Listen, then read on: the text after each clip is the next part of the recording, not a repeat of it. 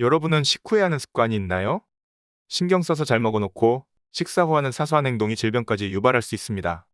없던 병도 생기게 하는 식후 습관에 대해 알아보겠습니다. 첫 번째, 커피나 녹차 마시기. 시작부터 찔리는 분들 많으시죠?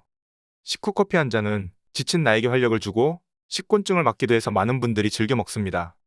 하지만 커피나 녹차의 탄닌 성분이 철분과 결합하여 체내 흡수를 방해합니다.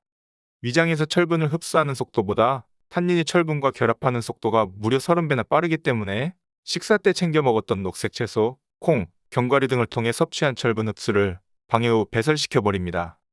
애써 철분을 먹었는데 흡수하지 못하면 어떻게 될까요? 철분이 부족하면 변비, 두통, 소화불량, 무기력증, 피로감 등을 느끼게 됩니다. 식후 커피나 녹차가 당긴다면 최소 식후 30분 이후에 드시는 것이 좋습니다. 두 번째, 디저트 먹기. 밥배와 디저트 배는 따로 있다라는 말 들어보셨나요? 강렬한 단맛의 유혹을 뿌리치기 쉽지 않습니다.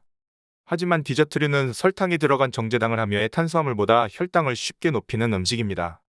식후에는 혈당이 안정세를 찾아가는 상태인데 디저트를 섭취하면 어떻게 될까요? 혈당이 치솟아 췌장에 부담을 주고 혈당이 올랐던 만큼 뚝 떨어지면서 기운이 빠집니다. 또한 금세 배가 고플 수 있으니 식후보다는 차라리 공복에 디저트를 먹는 습관이 좋습니다. 세 번째, 양치질하기. 대표적으로 많이 실수하는 습관일 것 같습니다. 대부분 어릴 적부터 양치질은 식사 후 3분 이내, 3분 정도 하루 3번을 해야 한다고 교육받아오지 않으셨나요?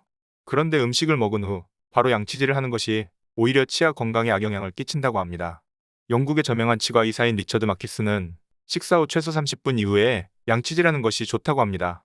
음식에 포함된 산성분이 치아를 손상시킬 수 있으며 특히 오렌지, 레몬, 자몽과 같은 신과일의 경우 더욱 주의가 요구된다고 밝혔습니다. 식사 후에는 간단히 물로 입을 헹구어 당분과 산성분을 배출시킨 후에 양치질하는 것이 좋다고 합니다.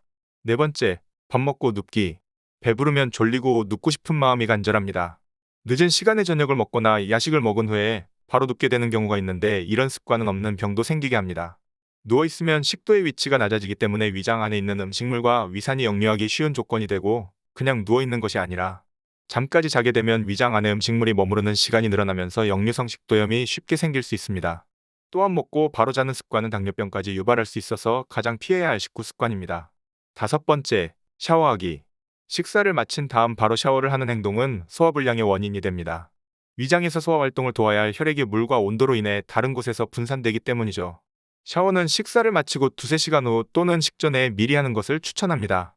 아침에 일어나자마자 하는 공복 샤워도 좋지 않다고 하니 물을 충분히 마시고 과일로 공복을 달랜 후 샤워하는 것이 팁입니다.